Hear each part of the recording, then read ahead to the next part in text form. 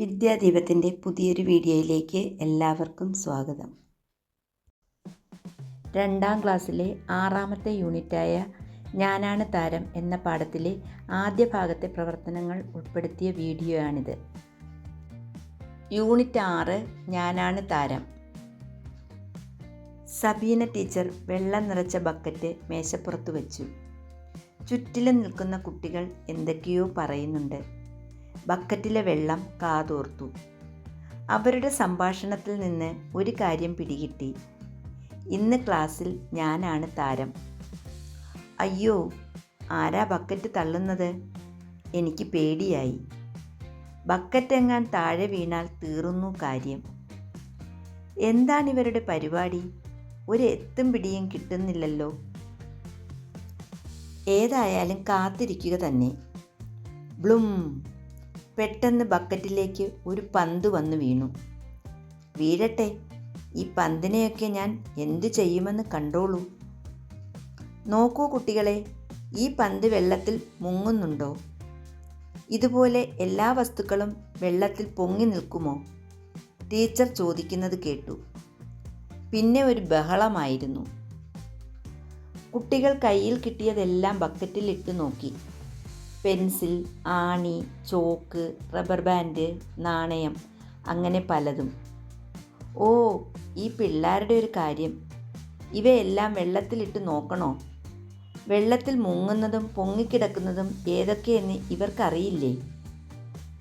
വെള്ളത്തിൽ മുങ്ങുന്നതും പൊങ്ങിക്കിടക്കുന്നതും ഏതൊക്കെയെന്ന് കണ്ടെത്തിയല്ലോ. ഇനി വെള്ളത്തിൻ്റെ മറ്റൊരു കഴിവ് കണ്ടോളൂ. ടീച്ചർ ബക്കറ്റിൽ നിന്നും 3 ഗ്ലാസുകളിൽ എന്നെ കോരിയെടുത്ത് മേശപ്പുറത്ത് വച്ചുകൊണ്ട് പറഞ്ഞു. എന്തിനുള്ള പുറപ്പാടാണാവോ? സബീന ടീച്ചർ 3 കടലാസ് പൊതികൾ എടുത്തു. ഇതിലുള്ള ഓരോ വസ്തുവും ഗ്ലാസ്സിലിട്ട് നന്നായി ഇളക്കണം. കുട്ടികൾ പൊതിയഴിച്ചു. ഗ്ലാസ്സിലൂടെ ഞാൻ ഓട്ടക്കണ്ണിട്ട് നോക്കി. ഒന്നിൽ പഞ്ചസാരയാണ്. അടുത്ത പൊതിയിൽ എന്താണ്? ഓ, അത് ഉപ്പല്ലേ? ഇടട്ടെ, ഞാൻ കാണിച്ചു കൊടുക്കാം. 3ാമത്തെ പൊതിയിൽ എന്താണ്? അത് മണലല്ലേ? മണൽ വെള്ളത്തിലിട്ടാൽ എന്ത് സംഭവിക്കും? അവർ തന്നെ കണ്ടെത്തട്ടെ. നമ്മൾ ഏത് ഗ്ലാസ്സിലാണ് ഉപ്പിട്ടത് കണ്ടുപിടിക്കാമോ? ടീച്ചർ ചോദിച്ചു. ഞാൻ പറയാം, മയൂഖ പറഞ്ഞു. ഇത് ഉപ്പ്, ഇത് പഞ്ചസാര. എത്ര പെട്ടെന്നാണ് അവൾ കണ്ടുപിടിച്ചത്! ഇവൾ മിടുക്കി തന്നെ. ഇനി ഞാൻ. കുട്ടികൾ ഓടി മേശയ്ക്കടുത്തെത്തി. തിക്കിത്തിരക്കി. അതിനിടയിൽ ആരുടെയോ കൈതട്ടി ബക്കറ്റ് മറിഞ്ഞു. ഞാൻ മേശപ്പുറത്ത് ഒഴുകി പരന്നു. ഇത് തുടച്ചെടുക്കണമല്ലോ, ടീച്ചർ പറഞ്ഞു. കുട്ടികൾ കയ്യിൽ കിട്ടിയതെല്ലാം എടുത്ത് എന്നെ തുടയ്ക്കാൻ തുടങ്ങി. കടലാസ്, പ്ലാസ്റ്റിക് കവറ്, തുണി, സ്പോഞ്ച്. അവർ തുടച്ചെടുക്കാനെടുത്ത സാധനങ്ങൾ ചിലതിൽ ഞാൻ ഒളിച്ചിരുന്നു. ചിലതിൽ ഞാൻ കയറിയതേയില്ല.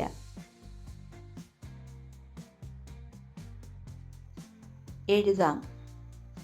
ഇന്ന് ക്ലാസ്സിൽ ഞാനാണ് താരം. ഇങ്ങനെ പറഞ്ഞത് ആരാണ്? വെള്ളം.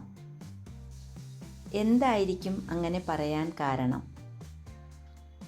വെള്ളം ഉപയോഗിച്ചുള്ള പരീക്ഷണങ്ങൾ ആയതുകൊണ്ടാണ് അങ്ങനെ പറഞ്ഞത്.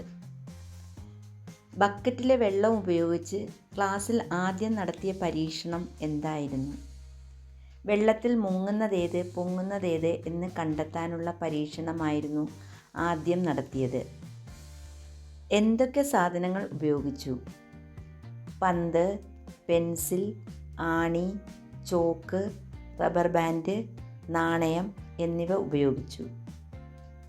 ഗ്ലാസ്സിലെ വെള്ളം ഉപയോഗിച്ച് ടീച്ചർ എന്താണ് ചെയ്തത്? വെള്ളത്തിൽ അലിയുന്നതും അലിയാത്തതുമായ വസ്തുക്കൾ കണ്ടെത്തി. ഉപ്പ് വെള്ളവും പഞ്ചസാര വെള്ളവും മയൂഖ തിരിച്ചറിഞ്ഞത് എങ്ങനെയായിരിക്കും? രുചിച്ചു നോക്കി തിരിച്ചറിഞ്ഞു. മുങ്ങിയതേത് പൊങ്ങിയതേത്? വെള്ളത്തിൽ മുങ്ങിയത് കല്ല്, ആണി, ചോക്ക്, നാണയം. പൊങ്ങിയത് പന്ത്, തടി, റബ്ബർ ബാൻഡ്. കണ്ടെത്താം. ഒരു എത്തും പിടിയും കിട്ടുന്നില്ലല്ലോ. ഈ വാക്യം പാഠത്തിൽ എവിടെയാണെന്ന് കണ്ടെത്തി വരയ്ക്കൂ. എത്തും പിടിയും കിട്ടുക എന്നതുകൊണ്ട് എന്തായിരിക്കും അർത്ഥമാക്കുന്നത്? മനസ്സിലാവുക. എഴുതാം. പട്ടണത്തിലെത്തിയ രാമുവിന് ആശുപത്രിയിലേക്കുള്ള വഴി ഏതാണെന്ന് മനസ്സിലായില്ല. ഈ വാക്യം എത്തും പിടിയും കിട്ടിയില്ല എന്നുപയോഗിച്ച് മാറ്റി എഴുതൂ. പട്ടണത്തിലെത്തിയ രാമുവിന് ആശുപത്രിയിലേക്കുള്ള വഴി ഏതാണെന്ന് ഒരെത്തും പിടിയും കിട്ടിയില്ല. അറിയിപ്പ് തയ്യാറാക്കാം. മയൂഖയും കൂട്ടരും ബുധനാഴ്ച നടക്കുന്ന ബാലസഭയിൽ വെള്ളം കൊണ്ടുള്ള പല പരീക്ഷണങ്ങളും അവതരിപ്പിക്കും. വെള്ളം കൊണ്ടുള്ള മായാജാലം എന്നാണ് അവർ അതിന് പേരിട്ടിരിക്കുന്നത്. ഇതിൻ്റെ അറിയിപ്പ് സ്കൂളിലെ നോട്ടീസ് ബോർഡിൽ പതിക്കണം. ഒരു അറിയിപ്പ് തയ്യാറാക്കുമ്പോൾ ശ്രദ്ധിക്കേണ്ട കാര്യങ്ങൾ എന്തെല്ലാം? എന്താണ് അറിയിക്കേണ്ടത്? എന്നാണ് നടത്തുന്നത്? ആരാണ് നടത്തുന്നത്? എന്നീ കാര്യങ്ങൾ അറിയിപ്പ് ബോർഡിൽ വ്യക്തമായും ഉൾപ്പെടുത്തണം. അറിയിപ്പ് തയ്യാറാക്കാം. വെള്ളം കൊണ്ടുള്ള മായാജാലം. കൂട്ടുകാരെ, മയൂഖയും കൂട്ടുകാരും നമ്മുടെ സ്കൂളിൽ ബുധനാഴ്ച നടത്തുന്ന ബാലസഭയിൽ വെള്ളം കൊണ്ടുള്ള പല പരീക്ഷണങ്ങളും അവതരിപ്പിക്കും. വെള്ളം കൊണ്ടുള്ള മായാജാലം എന്നാണ് അതിന് പേരിട്ടിരിക്കുന്നത്. ഇത് കണ്ട് മനസ്സിലാക്കുന്നതിന് എല്ലാ വിദ്യാർത്ഥികളെയും ബുധനാഴ്ച ഉച്ചയ്ക്ക് ബാലസഭയിലേക്ക് ക്ഷണിച്ചുകൊള്ളുന്നു എന്ന് ബാലസഭാ അംഗങ്ങൾ.